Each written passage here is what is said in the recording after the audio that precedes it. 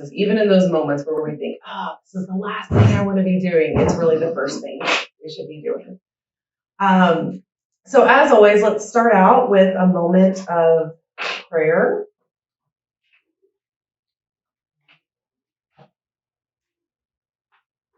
The love of God expresses as me. My gifts, abilities, and abundant prosperity are my divine heritage. I shine with joy and love, with faith and confidence, knowing that this is the truth of my being. My life is alive with possibilities in every moment. I am connected to the divine mind, God, spirit, universe, and I have the power to manifest a life of prosperity, joy, and peace. I relax into this awareness and allow it to be. And so it is. Doesn't that just feel nice? Yeah, that's yes. really beautiful. Doesn't that just feel good? So in, looking through, we say the word prosperity a lot. And so starting out with what is prosperity seemed like a good place to go. And so the Webster's Dictionary gives this they give the definition that it's the condition of being successful or thriving. I didn't put it on here, but there was one of the online dictionaries that gave the definition of prosperity as to be in a state of prosperousness. Yes. I was like, oh, well, that's a really helpful definition. So I had to search for some other ones. One of the definitions of true prosperity that I found said being able to supply your mental and spiritual needs as well as the physical. That one felt good. And then another mentioned that in the root form, the word prosperity means wholeness. And so that's a sense of well-being in every area of our life and the outer expression of the ideas that we hold in mind, which also seemed more what we at Unity, like that's how I would understand that definition coming from a place of unity and the teachings that we've had so far. So, I always know that we're going to have a mix of people that are new to New Thought and then people who have been living and swimming in New Thought for a very long time. And so I was thinking through, we talk about prosperity a lot, and what's one of the things that maybe we talk about, but it wouldn't be the go-to topic. And so one of the books I was reading, which is Prosperity's 10 Commandments, and this is a Unity Classic Library series by Georgiana Tree West. And so one of the things she talks about is that in order to get in that place where we are manifesting prosperity, we have to get out of the past. And so, she says, as long as we live in the past, we can make no progress in the now. We're stuck in all of that old stuff. And that the only value that any experience in the past has for us is the lesson that it teaches. And so, a lot about knowing, and we all know this, that if we don't learn the lesson, but we still have the desire for something in that direction, the lesson just keeps coming back to us over and over again in different ways. And so she was talking about, you can really sit with and you can know that you've learned the lesson if you can say, okay, if that situation came up again, am I ever going to do it the same way ever again? And if you can firmly and confidently say, no, I will never do it the same again, and then your actions are following that, then you've probably learned that lesson. But if you find yourself saying, well, I might not do it that way again, or, well, I know me, and as soon as that happens, I'm going to respond like this, then you haven't fully embraced the lesson of that, right? And so the universe will keep throwing up ways for you to get to that confident place. She also says that when the soul yearns for that which existing circumstances deny it, forces will be set into operation to disintegrate those circumstances and free the inner man or woman to build anew. There is nothing so hampering to progress as regret. And so she tells a couple of stories in there about people who seemingly had prosperous lives going on, or they had a lot of really good things going for them. And they either fell away from whatever practice had gotten them to that point, or they had some other desire. And so she talks about a lady that had this nice big house, and but she had lost her husband, and so she had this giant house, and she would say things like, "Oh, I'm just dreaming of the day.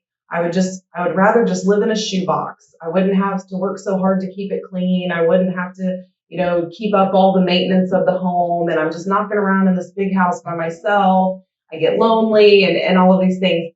And she said over the next few years, she watched this woman, like, circumstances just kept happening.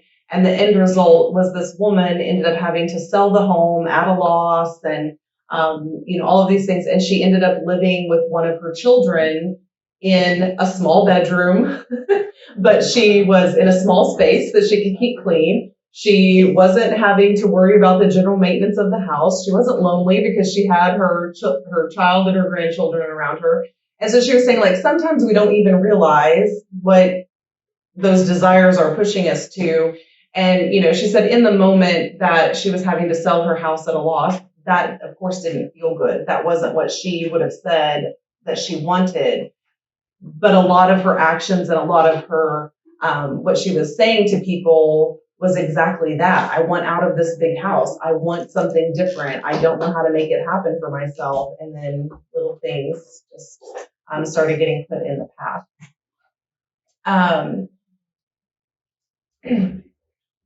She also talks about that carrying the baggage from our past is like being a loaded down freight train. And I love imagery, kind of, that really always gets me. And those are the things that will stick with me later. And I'll be in some moment and I'll see a freight train in my brain or something. And so she talks about this, she says, when you have a loaded down freight train, it can't just go from 0 to 100 or 0, however fast a freight train goes. But, it can't just go. It has to, like, start out sluggishly, and it has to fight and fight and fight to get the momentum to move forward because there's so much weight that it's carrying. And then she talks about, on the downgrades, then it can go faster and sometimes almost too fast where it feels out of control. But then when you're having to go up, again, that sluggishness, anything that's a challenge, anything that comes in the path, is you're back to that same place of struggling and having to fight your way up. And so she equates that with being burdened down with the bad habits of thought and action that we're carrying from that past stuff. So, not paying attention to our spiritual practice, or seeking out relationships that aren't serving us, all of those things that are from some of those patterns in the past, or avoiding situations because we don't want to put ourselves out there, or we don't want to have to encounter conflict, or whatever that is that we're carrying around with us. We become that loaded down freight train. And so it makes it really hard for us to maneuver in that state when we're carrying all that stuff with us. And she says it requires us to use up all of our power and energy making progress. And then our progress is slow. And then we're frustrated because we feel like that big lumbering freight train that can't get anywhere. And what we want to be is, I've lost the word that I'm thinking. I'm thinking of like one of those, like at Disney World, or monorail. Yes, a monorail, like a fast monorail. Like that's what we want to be, is sleek and sexy, right? We want to be just zipping through, and we've got all of our lessons that we've learned, and we're just navigating, and we're not even having to think about it. And so we get really frustrated when we're the bogged down freight train that's trying to struggle up the hill. And so she says, how do we unload? And she says we do that. First of all, I'll just ask, has anyone ever had that experience of feeling like the loaded down freight train? Yes. Anyone have a comment about that? Yeah. You just don't want to be. don't think this is working. I don't think this is not on. Okay. We can hear you. Okay. I don't know if they can on there. Anyway, what I was going to say is that my family, we learned to work hard as a part of, this is just how you make it in the world, is you have to work really hard. And so for years, I used the affirmation, I make money easily and effortlessly. And I remember the day when I was working and I had a really amazing day and I realized, oh my goodness, that affirmation's real. Like, it's real for me in this moment. It's been real for a couple of years now. And I'm not working hard, but I'm prospering. So, I mean, that's definitely, letting go of some of that old baggage with the train. So. Yeah, that's a good point. So James is saying, I don't know if you guys could hear because our microphone in the audience wasn't working. He's saying that his family culture was that you have to work hard to get anywhere. And so sometimes that baggage can be the belief systems, right? That it's not supposed to be easy. We're supposed to be the loaded down freight train and we're supposed to be struggling up the hill. There are messages that come to us like that in childhood and in different families or cultures that may be stronger than others. And so even though you may feel frustrated lumbering along as the freight train, maybe if you're in that culture, you don't realize that you could be a monorail. You could be, Wendy. Well, I had two strong ones about prosperity. One of them was, it was like there was a belief there was like one pile and it needed to be divvied out fairly. Oh. And if you get too much, somebody gets too little, and you never can move into a connection to the full flow of prosperity with that. And my biological father, which was the biggest challenge in my life, was very wealthy. He made money easily. And so I did not want to be like him. And I took every aspect. I took every aspect of him and included that. So if I became prosperous, I became like him. Which is not true. I had to let go of that. Wow, isn't that interesting? And I look at you, Wendy, and the thought that just came through my mind was, wow, the work you have done to get to a place where you know that that's where that came from, and could like dissect it and realize that it's not truth. I just am always amazed when people can just speak something that is truth, and it sounds so easy. It sounds so easy for you to say it today. But I imagine that it wasn't so easy to get to the place where that just was how you understood that to have happened and understood all the actions that it created and the thoughts that it created. That's great. Yeah. Maybe. Okay. Go ahead. No, I don't need a microphone. I'm very loud. The people online can't hear. Yeah, we've gotten feedback that they can't hear without a microphone. You're good. Okay, so I was in Iraq at 18. You got to And I was in Iraq at 18. Perfect. And I feel like I carry a lot of baggage from that. Because I shattered my pelvis, I shattered my back. I have a metal rod that connects my hips together. I've gone through several years, got off all medications, just been working out, trying to better my life. But I mean, I do carry that baggage, so I do understand what it is to persevere and just to not give up ever. And just to understand that, you might feel all that, but it's really in the past and you've got to keep going. Because if you sit there and you dwell on it and you continue to think about it, it's not going to get you anywhere. And I had to let it go.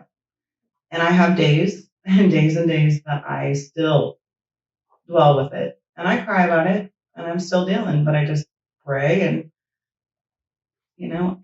I think that's overcoming. Mm-hmm. And that's about perseverance as well, right? Oh, yeah. Okay. Yeah. Yeah, absolutely. Absolutely. And it robs us of the now moment when we're stuck in the past, right? Yeah. So what she says of how easy, you know what I mean? It sounds so simple, not so simple in practice always. But ways that we can unload, being careful not to use won't power And so she says, a lot of times when we're trying to make a change, we, maybe people who are practicing Unity like have figured this out, but people who are new to New Thought or who just are maybe not sitting in that awareness daily, we tend to do a lot of won't power. Like we want something to change and we say, oh, okay, well, I won't do that anymore. I won't, I won't do this. I won't do that. And then what are we putting out into the universe? We're still focused on the thing that we don't want, right? Yeah, okay. What you resist persists. And so when you say won't, the universe does not understand no. It understands what we're saying. And so if we're saying no, it's going to give us what we're saying no to because we're resisting it. Sure. And I really like Joe Dispenza's idea of prosperity. It's freedom to do what you want to do, when you want to do it, with who you want to do it, as many times as you want to do it.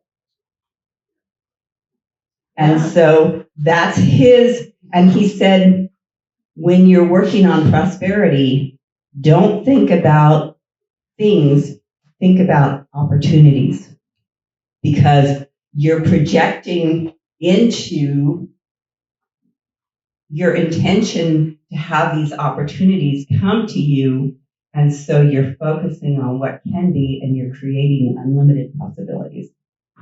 Nice. That's really nice. That's why I love our classes at Unity, and I love the people who show up because we have such a wealth of knowledge of principle that we get to experience together. She says we have to, and that's what I was going to say. So when you're, if you have kids or you've been around kids, what happens if you say, like, don't hit your sister? Yeah, like, or if someone says to you, you can't do whatever, you can't think of anything else, right? Like, that's all you want to do. You think, no, but I want to, I really want to. And even if that desire wasn't too strong, the second that someone puts you won't do that, you can't do that, or a no onto it, it like magnifies that thought within you. And like I said, you do that to a child, say, don't hit. And the next thing as soon as your back's turned, somebody's getting walloped, right? Well, because that's the mental pattern. The mental pattern is hit. Yes. And so even if you say don't, it's like, well, but the mental pattern is hit. When there's an infinite number of things you can think about. Kiss, hug, smile at. Yes. But the mental pattern's actually hit. And the universe kind of works in the same way. You just said it. So just as we would want to say their affirmation and tell them to kiss, hug, and stuff. Yeah. So like you'll hear teachers and people, instead of saying, no hitting, no what, like that used to be the classroom rules, right? No hitting, no kicking, no swearing, no whatever. Well, now it's, I can have quiet hands. I can treat my classmates with respect. I could, like, we've changed those statements because there's been this realization that you're really programming kids to do, or people to do exactly what you don't want them to do if you're doling out those you can't, you won't, you shan't kind of statements. So she says we have to learn to rely upon the unfailing strength of divine will and affirm that God's good and God's will is now operative in our life. And we know here at Unity, when we're talking about God, you could just as easily put in spirit, universe, whatever that means to you. We're not talking about an entity outside of us who determines what we get each day, or when we're saying God's goodwill, we're saying the infinite's goodwill, the flowing from divine mind to us, that is what is operative in our life. And then she talks about strengthening the qualities already present in our soul or Christ nature that we desire to bring forth. So that's the idea of what we've already started talking about, is some of those affirmative statements, or making sure that the little mantra in our head, or whatever the voice in our mind is feeding us with things that are going to strengthen the parts of our soul or our Christ nature that we actually desire to bring forth. And she says we have to come out of the past, we have to live in the now, and we have to claim all the strength and growth that is yours through the lessons that you've learned. And so when we learn those lessons, we have to embrace them as well. And we have to say, like, I am no longer that version of myself in the past who would have done those things. I can own this growth and say, wow, how grateful I am that now when I'm in this situation, I'm a completely different person. I have a completely different perspective. And I find that that's where sometimes I will struggle, is like that version of myself that I knew in the past, and I'll have some kind of a situation come up and maybe I do it differently now, but then that almost creates like a little doubt loop in my mind of like, well, why did I respond this way? Before I would have done this. And so you have to like stop and go, oh, because that's not me anymore. That like I'm now this new reborn person in that respect. And that lesson has gotten me to this point. And so I don't even need to think about the old ways that I would have done that, because now I'm just firm in the new ways. And so she talks about affirmations of goodwill. And so here are some of her examples. I am temperate in all ways because I am a child of God. And she says this would be the, instead of, I will not overeat, I will not drink too much, I will not gossip, I will not. Release all of those statements.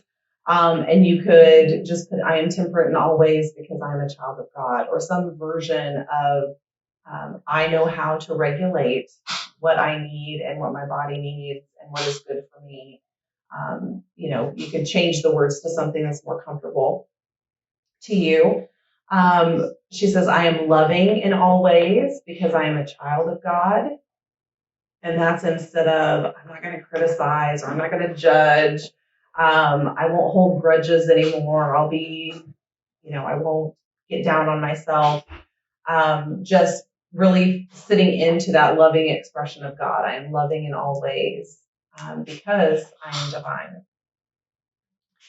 And she says, the mind that is rejoicing in its own divine heritage can only be filled with the desire to speak and live truth.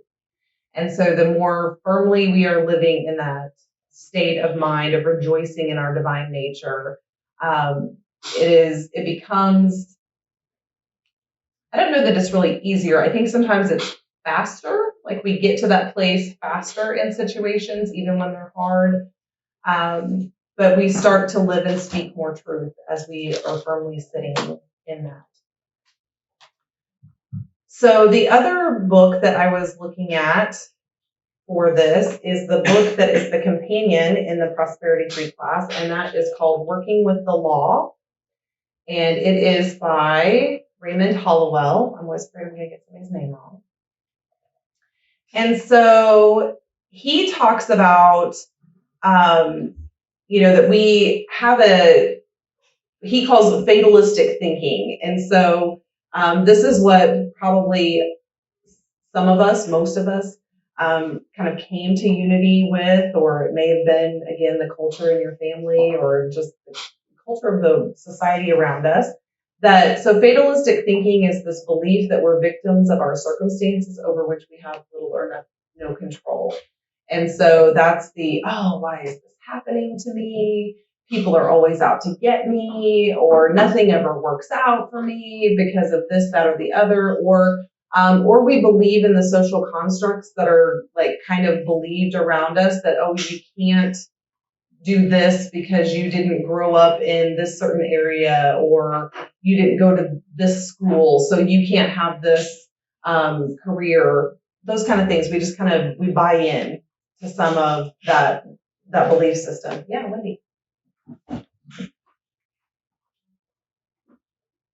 Before you move on too far, when you were talking about the affirmations and to say affirmations or to change those things, one of the challenges that I had was to learn that it was okay to be where I was, and that I didn't need to say anybody else's affirmations. I didn't seem to say it a right way. And, I had issues with a lot of words. And so I learned that in my own head, I can change words to anything I want. I can make them mean anything. So when I'm hearing you say, as soon as you learn the lesson, that's what kind of used to be, it would be like a trigger. I wouldn't hear anything else you had to say. I wouldn't go any further to go because lessons are just like a punishment or a hard thing or something you're forced to do from the outside. But so in my own head, I changed that so that when I hear you say, we just need to learn the lesson, I just say, oh, we just need to accept the gift. And we can do that about any place that or any affirmation. Make it fit who we are now so it works. Absolutely. Thank you, Wendy, for sharing that.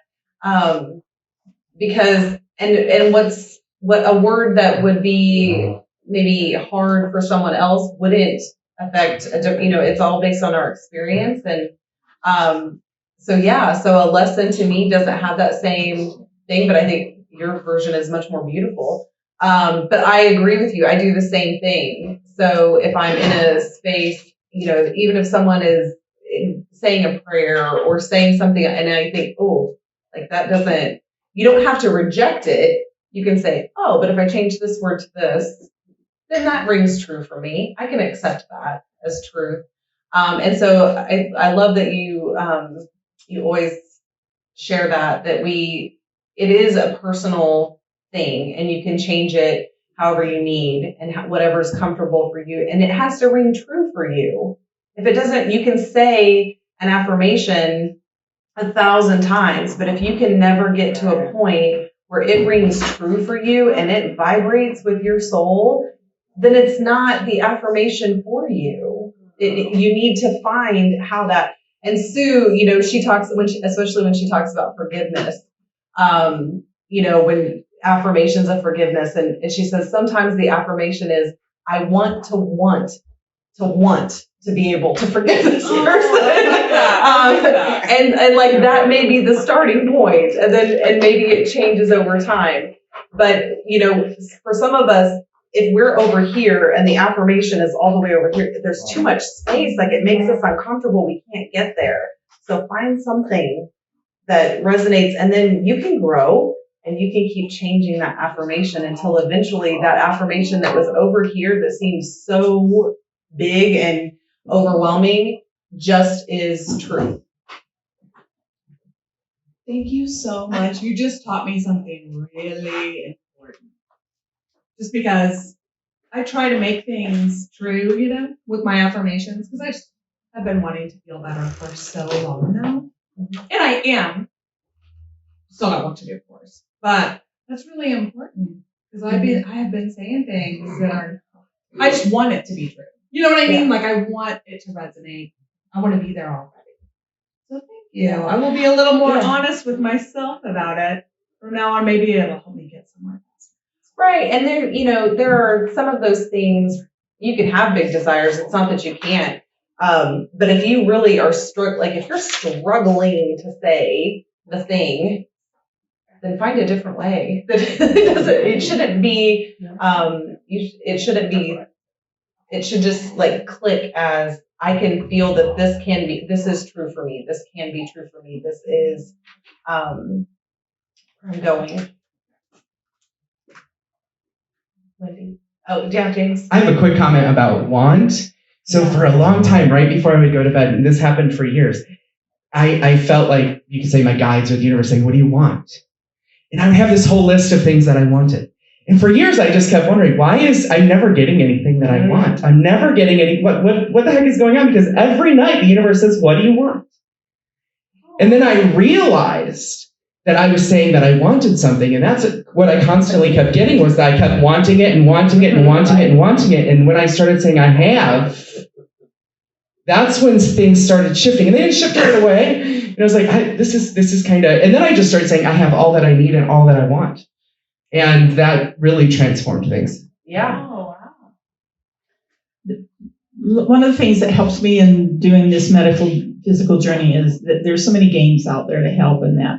But one of them was I was having an issue with something, And it says, just, write down what your issue is and then find one thought that feels a little bit better.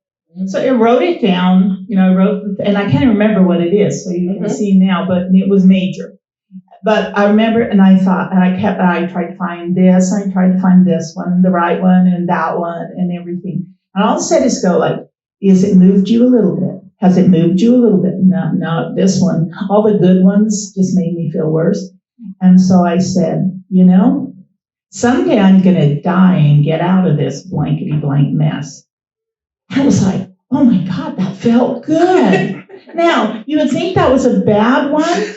But it was like, I stayed there for a day just repeating that affirmation over to me that made me feel better. And then the next day I said, okay, now what's one that might feel a little better than that? So it isn't always trying to find the perfect happy thing, but just to move your energy a little bit to a place where you're, oh, wow. Okay. Right. Because not being stuck where you are is progress, like getting. Yeah.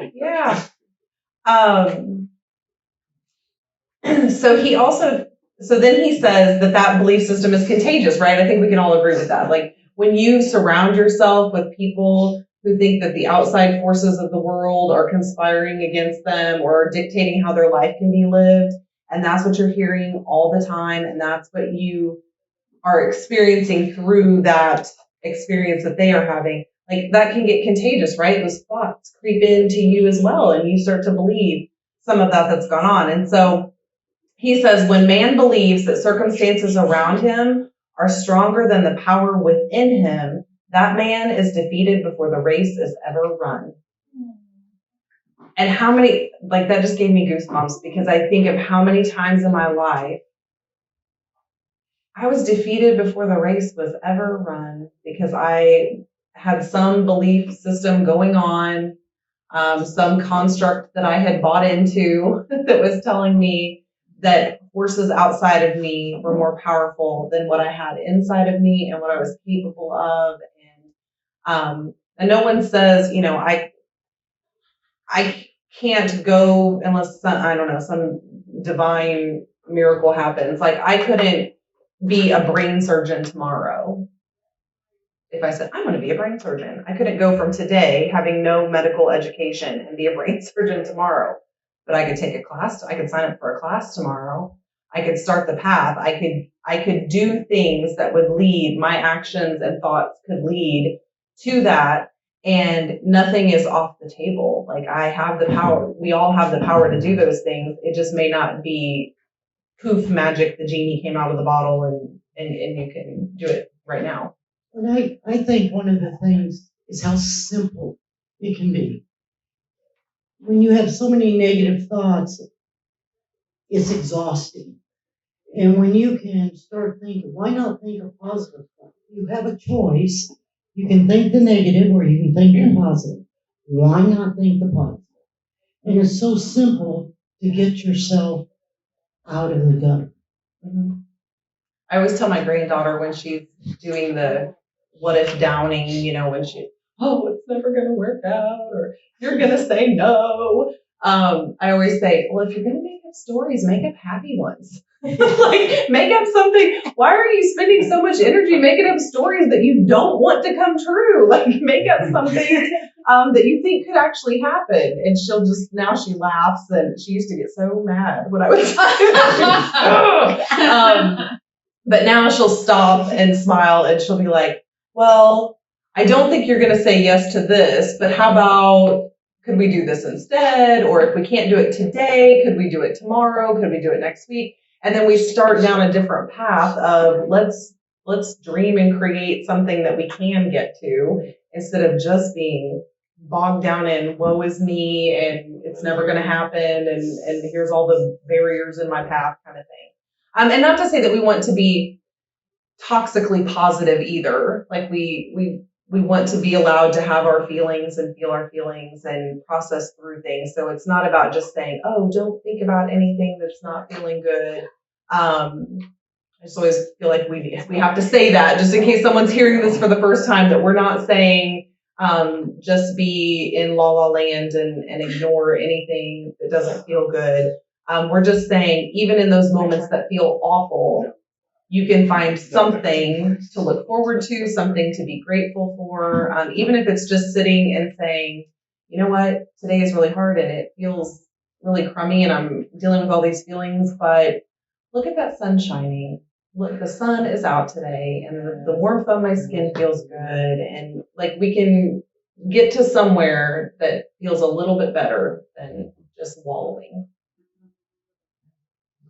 That's one of the things I like about the teachings of Abraham Hicks is they say there's always two ends of the stick. And so you choose which end of the stick you're going to look at. And so anytime you find something you don't want, then you have more of a clue of what you do want. And so you look toward that end of the stick instead of the end of the stick and you can feel in your body whether it makes you fold down or whether it makes you expand. And whenever something makes you expand, that's the direction, that's the end of the stick that you want to look toward. And so it's learning to be sensitive to your feelings and knowing what shuts you down and what expands you. Mm-hmm. Absolutely. Yes, girl. Yeah. So what he says is that, and what our principles tell us and what our thought, like this is what we're all talking about, is that our thoughts are powerful. And we know in Unity that we are part of the divine whole, we are part of the divine mind, and that we are co-creators of our human reality. And so that's kind of what we're saying, like, let's co-create something good. Let's co-create something that we want and not feel that what a point Wendy made is really important, that there is enough for every single being to have everything that they need and desire. Like you're having something, if you have money, you didn't take it out of the pocket of someone else. It doesn't mean that they have to have less for you to have more. If you have a skill or ability, you didn't deplete someone else, of their skills or abilities. There is more than enough. It's out there swimming for anyone to access. And you don't have to feel guilty about desiring things or possessing them. One thing we haven't touched on this morning is that the flow of the system of prosperity. It's important for us to stay in touch with the giving part, because if you don't give, there's no room for receiving. It just doesn't work that way. This morning, as we were on our way, I didn't spot it, but Wendy did. We were just getting ready to pull into McDonald's to get our breakfast. And she swung around. After we got into the parking lot, she swung around. She said, there's something I've got to do. So she went the wrong way on back the way that we'd come. And she saw a homeless person. And she had to honk twice to get his attention. But if you saw the look on his face when she gave me that $5 bill to give to him, I mean, to me, that was riches. That was absolute abundance, because he couldn't believe it for a minute. And his eyes got big, and he didn't know quite what to say until I said, "Thank you so much. God bless you." And so this is the secret that Wendy's been holding all these years. You've got to give to receive. Yeah, that's so true, Dawn. Like, because it's not that we're just putting things in a warehouse and storing them up and keeping them for ourselves. Like that. It shuts down the energy there. Yeah. But if there's a constant exchange, then it can just get bigger and bigger and bigger. Yeah. So just another way when you're trying to change energy, when the energy goes into a really negative place. And I've been doing metaphysics since '89, and I can have those days. just show up. But the more you can play with it and make it fun. So like one Thursday I woke up and everything, I was just mad. I was ornery. Everything was wrong. I couldn't. So I said, okay, we're going to make this Pissy Thursday. And I told Dawn that. I said, today, all of the metaphysical bars are off. It's them against us, and we're just going to, and we talked, and it was like, yeah, they are doing, and we picked up Jolene to go out to lunch, and we told her what it was, and we said, you can talk about anybody bad you want, and we just had a fun day. And the only rule for Pissy Thursday is not to turn it into Prison Friday. Or wake up depressed, and sometimes I'll wake up and that dark cloud will be there, and it's like, oh, depression's you're my friend today. You're coming with me. Okay, let's see, we're cleaning toilets. Let's go clean toilets. So it's not like you're going to reach this perfect place and stay there. But I call it a bag of tricks. Start getting your bag of tricks. Write them down. Put things so you can remember when you get into that place. There's so many things you can do besides, even in deep depression. Yeah. Thank you. So a lot, working with the law, Raymond Hollowell goes into the law of attraction. And so, the law of attraction, it's a law of the universe, just like gravity. It is there, it is working, whether you're aware of it or not. And if that sounds unbelievable, like just think about how many times a day do you think about gravity? I don't think about gravity. Every time I get like maybe for you, yeah. But most of us, we just go through life and gravity's just there. We just trust it. It's there. It's working. We don't have to think about it. Or we think about it only in moments where, it's absolutely necessary for us to figure out, okay, is this, yeah, like, yes. If I'm jumping out of a plane, then I'm probably thinking a little bit more about gravity in that moment, right? But anyway, so that's the law of attraction is out there. And so Jack Canfield says every moment of every day, you're actively creating your reality with every thought, either consciously or subconsciously, you're creating your future. And that every idea or mental picture must produce after its own kind, whether the picture is good or bad. Like, it's the law at work, and it doesn't have anything, it's not out to get you. It's not, it only responds to what is there. What energy are we projecting? What vibration are we sitting at? And so I put in here too, to remind myself, a reminder not to get caught up in spiritual malpractice or self-condemnation. And so even though we talk about this, that we are creating our reality and we're the co-creators, that's not to say that when something uncomfortable or what you might label as bad or whatever happens in your life, it's not that you sit then and go, oh my gosh, what was I thinking that I created this? Oh, I'm so bad at this thought work stuff because I just keep creating all these bad situations. Like, then you're giving energy to that, and you're just going to bring more of that to you. So it's not that you self-condemn. And again, we don't want to be in the habit of spiritual malpractice where when someone's telling us something truly awful, our response shouldn't be, well, what thought were you having that brought that into your life? Because that doesn't feel good, right? That's going to make people go, I don't want to talk to you ever again about my problems. Yeah, like you are no longer a person that I feel safe with. Now, can we guide and like we can, if we have that awareness or we could see something, like maybe we can help someone have that awareness or be a person that's vibrating differently that they may be attracted to hear some of those things. But we shouldn't put it on people that, well, you're in this situation because your thoughts created this situation, and now you got to think your way out of it. We don't want to ever do that.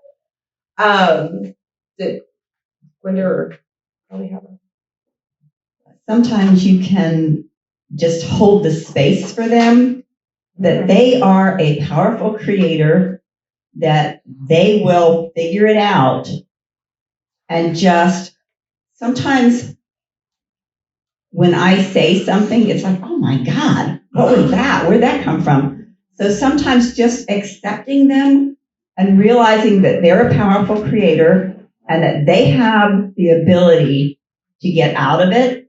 If we can hold that thought, then that gives them the ability, and then we're not judging, we're allowing. That's a beautiful thought, Elby. Oh, yeah. I also don't think that we're responsible for other people's behavior. Yeah. You know, keep that in mind that you may be bringing this to you, but you're not responsible for that person's behavior or what they say. Absolutely. And sometimes we want to be responsible for other people, don't we? We want to jump in, and if you would just do what I say, and if this will fix it, and we get wrapped up in the fixing instead of just the holding space, like Elby's saying. Like, I'm just going to trust that whatever needs to come to you in order for you to move through this is going to be there for you. So again, like I said earlier, it doesn't mean that we just think a thought one time, it magically appears. There's some spiritual work involved and how we vision that and how we, get to the place where we are vibrating that so strongly that it is then attracting like-minded or like thoughts and like things to us. Mary Morrissey, who is the person who put together the Prosperity 3 class, she says the law of attraction states you have to do more than just think up what you would love. You have to become one with it. And so, Sue has said that before too. Like, you can't just think like, oh, I want a red Lamborghini and then sit in your living room every day and expect it to show up in the driveway.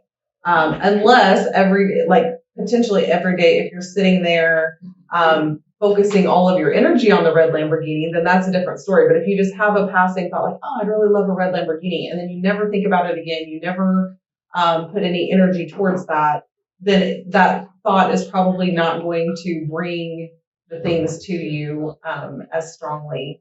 It just doesn't have as much energy behind it.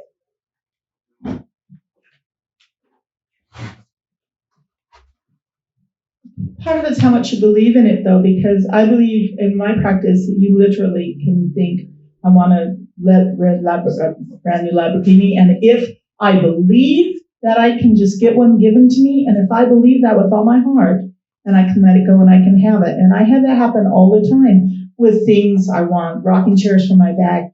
Thing, I'm doing this meditation, send them to me. The next day, they're on the side of the road with a free sign on it, the perfect ones. So it happens all the time.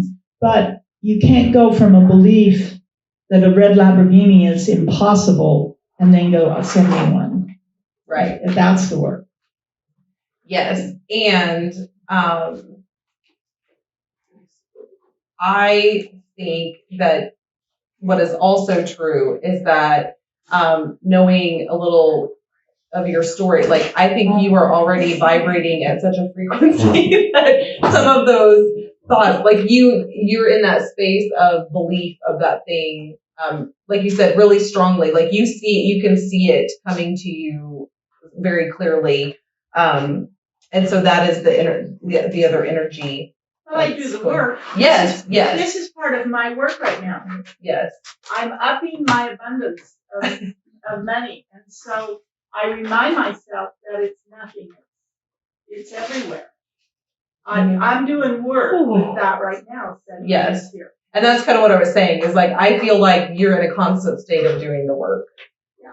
And so someone who's just starting out might not be might not be putting that out so strongly. I aspire to be where Wendy is with that someday. There are so many stories that she can tell you and Dawn can tell you about prosperity coming into their lives in crazy, amazing ways. And just like I aspire to get there. I was going to add that you have to feel like it's already done. Mm-hmm. You have to be in that place of, oh, I'm so grateful for this prosperity. I'm so grateful for this awesome man in my life. I'm so grateful for all the love around me. Get into that state of appreciation, and the more you can stay there, then you're like Wendy. It's already happened in her mind. See? Yes. It's already happened. And And so if we get to where we feel like whatever it is has already happened and we're experiencing it now. Yes. It doesn't And so I'm going to skip through because we've already hit on a couple of these things. So there's a couple of passages that I want to read. So in working with the law, he talks about, so I'll just read this passage. So an electrician, for example, does not pray and wait for the electric energy to make up its mind to serve him. He learns firsthand the laws of conduction and transmission in order to know how to cooperate with the law that governs electric energy. After gaining this knowledge, he can go ahead and set up the machinery which provides the means to generate and direct the power. Then he can snap a switch and operate giant machines, create heat, set in motion countless other devices, or flood a room with light. He can do this not once or twice, but as many times as he chooses, so long as he does not disturb the mechanics or violate the law governing the energy. The same principle holds true in all other sciences, including science of the mind.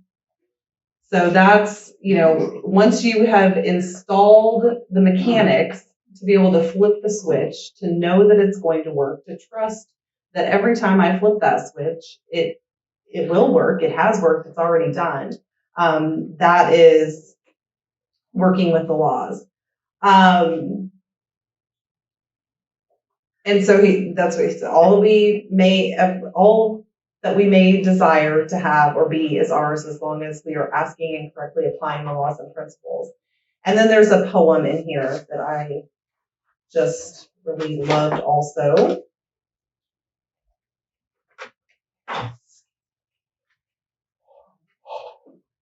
And it is called The Promised Land by Alva Romanes. No more shall I look to the far skies for my Father's loving aid, since here upon earth his treasure lies and here is his kingdom laid.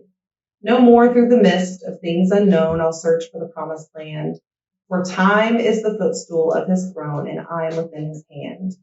The wealth that is more than finest gold is here if I shall but ask, and wisdom unguessed and power untold are here for my every task. The gates of heaven are before my eyes, their key is within my hand. No more shall I look to the far skies, for here is the promised land. And that is, really, we are living in the kingdom now. We can have that promised land now. It is not something that we're working and toiling for in the hereafter, something that we'll never experience in this human reality. It can be every single day of our human reality, if we only allow it to be every single day of our human reality. So I do want to give, this is a shameless plug or really just a hopeful, I would love for people to join. So I'm going to facilitate the Prosperity Plus 3 class, Living Full Spectrum Wealth. This class is a little different than others that we do at Unity because it is Mary Morrissey's material. And so during the class, I say facilitate because that's really what it is Mary has provided materials. There's a workbook and there's videos. And so a lot of the class is like watching her materials, and then we have discussions about it, and then we're doing the work. So it's a 7-week program.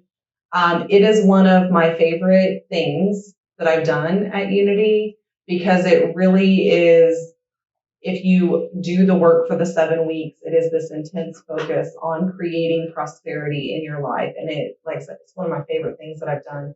We're going to start that on May 18th. Sue's got 2 more weeks of her amazing self-care class that she's doing.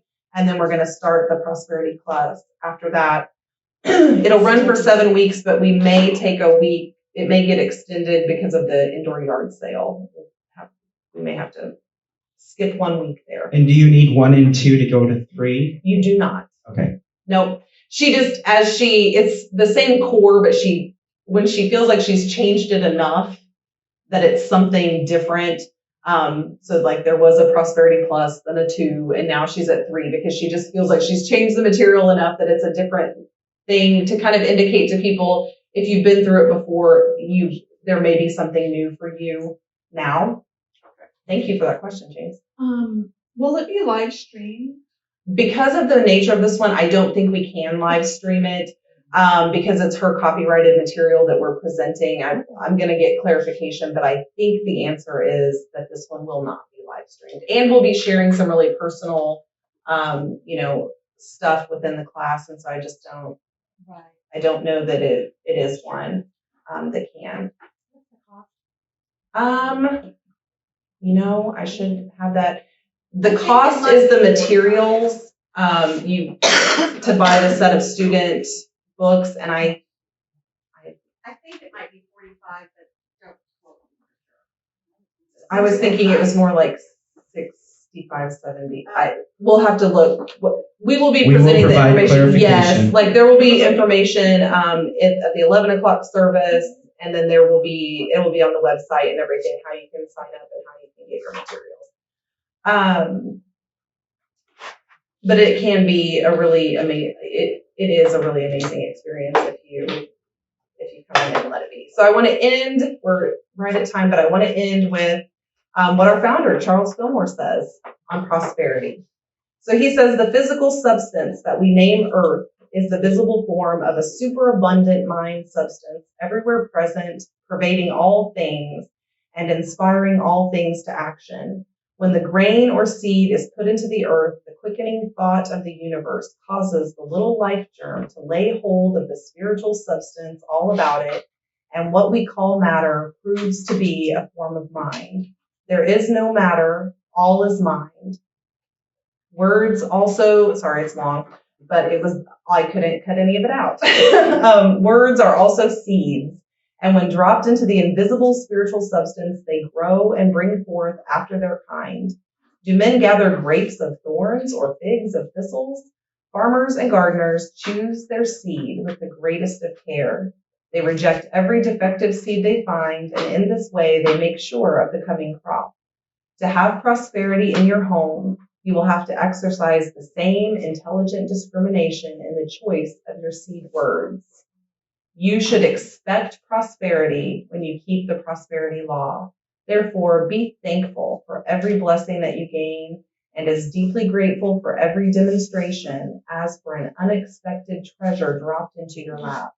This will keep your heart fresh, for true thanksgiving may be likened to rain falling upon the ready soil, refreshing it and increasing its productiveness. Yes. Love that. Yes. Love that. All right. We are at time. Do you have announcements, Yes, James? we have announcements. We're going to pass the basket. If you're watching online, you can give through PayPal, ccunity@sbcglobal.net. You can give through the Tidely app, Unity of Springfield. You can do that here too. If we're passing the basket, you want to give through your phone. Amy, that was amazing. What a wonderful presentation. Thank you. And Monique is going to do the announcements for us today. Sure. Hold the mic. Okay. Today, following the service, we hope you will stay for the potluck and town hall meeting. You do not have to be a member to attend town hall meetings, which we hold quarterly. This is your chance to interact with our board of trustees and hear what's happening.